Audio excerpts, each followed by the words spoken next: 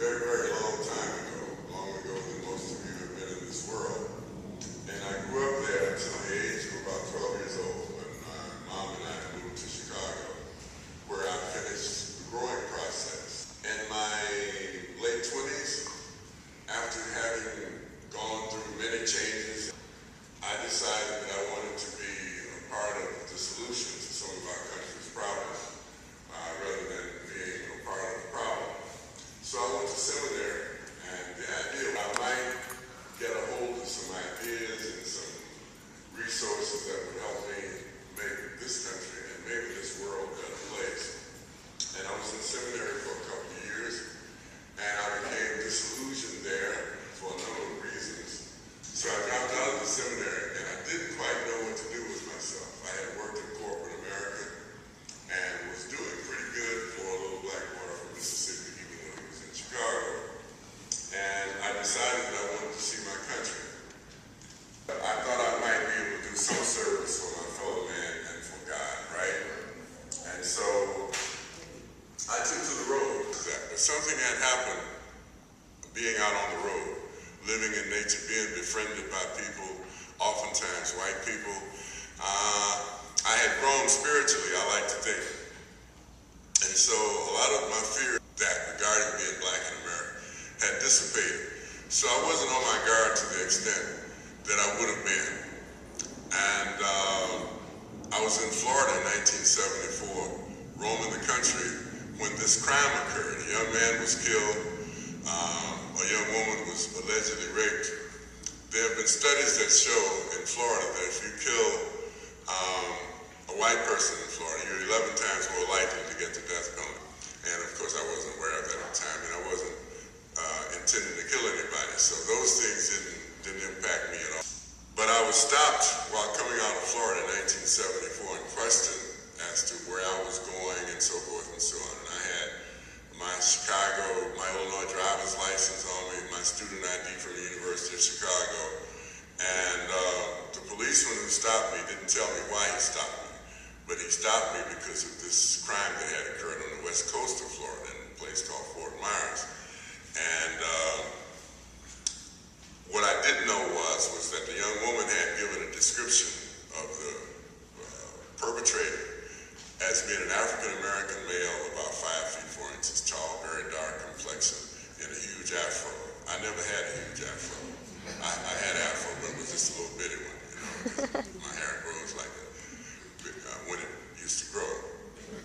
And so he stopped me and he asked me if he could take photographs of me, and I told him yeah. And he said, a serious crime has occurred, and you'll be stopped again if you're on the road. He says, I'm going to give you this letter that will let the police who stop you know that you've been questioned and that I don't think that you're the person who's wanted in connection with this crime. So he wrote me a letter to that effect. And he took his 3 or 4 Polaroid snapshots and he let me go on my way. I think I may have been stopped once after that on my way to Mississippi, where I was going to visit spend some time with my aunt, and then on to Chicago. So the police let me go, and I went on my way. I got to Mississippi, spent some time there, and as I was leaving, maybe 2 weeks or a week and a half later, I was stopped by the Mississippi police on the highway. I'm walking on the highway. He stopped me and he asked me for my identification. I showed it to him, and he says, "You're wanted in Florida for murder and rape." I said, well, I was stopped and questioned about that, and the police there let me go. He said, all I know is there's a warrant for your arrest in Florida, and you're under arrest. I don't remember if he read my Miranda rights, and I didn't much care. Anyway, he took me to jail in Mississippi, contacted the Florida authorities, and I had an option as to whether or not I wanted to force them through extradition proceedings. But after a couple of days, I decided that I was innocent. I hadn't done anything. I had nothing to hide. See, that's the liberated mind. In a sense, I had become liberated from a lot of stuff. Normally, I would have thought they were out to get me, because they've always been out to get me. And so I should fight with everything I have. I shouldn't voluntarily go back to Florida. but I did. And the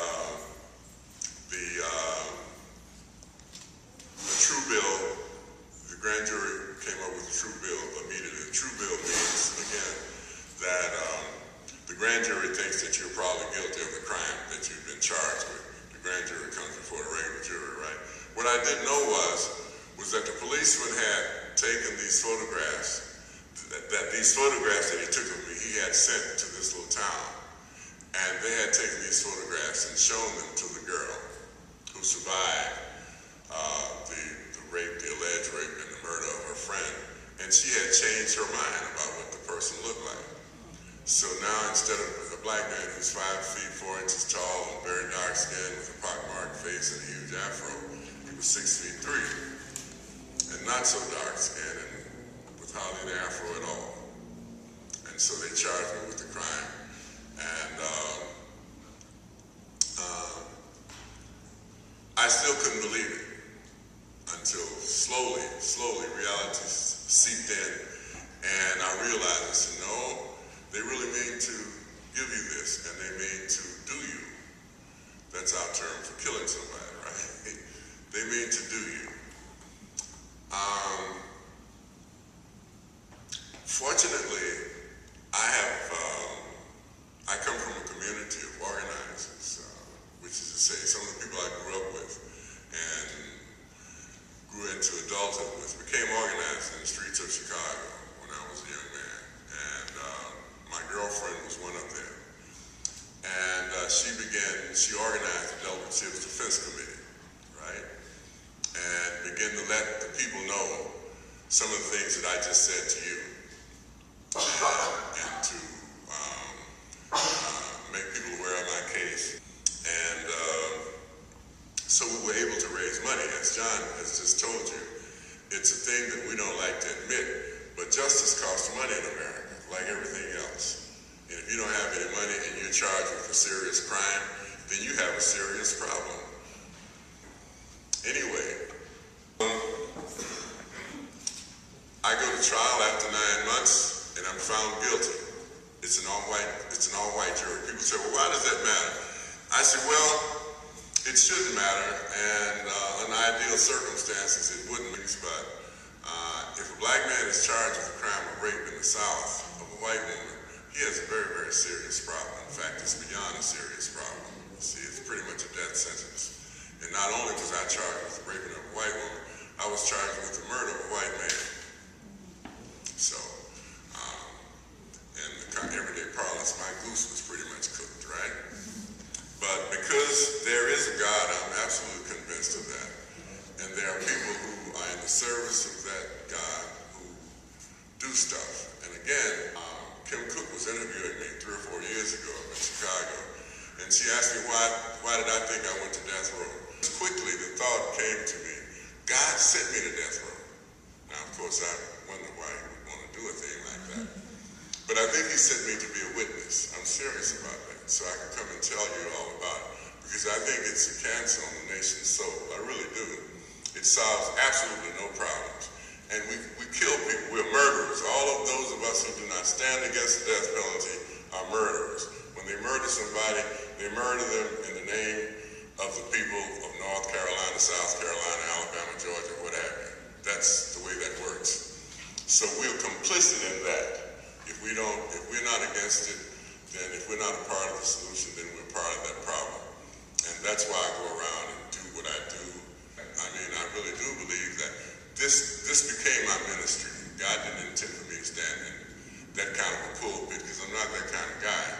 And God knows the kind of guy that I am. But I can speak the truth. I tend to speak the truth. And I tend to speak from my heart. And so that's why I'm here today. I know this story has been disjunctive, disjointed, and arbitrary. But it's my story, and I hope you got something from it, and that I made myself in some kind of way clear.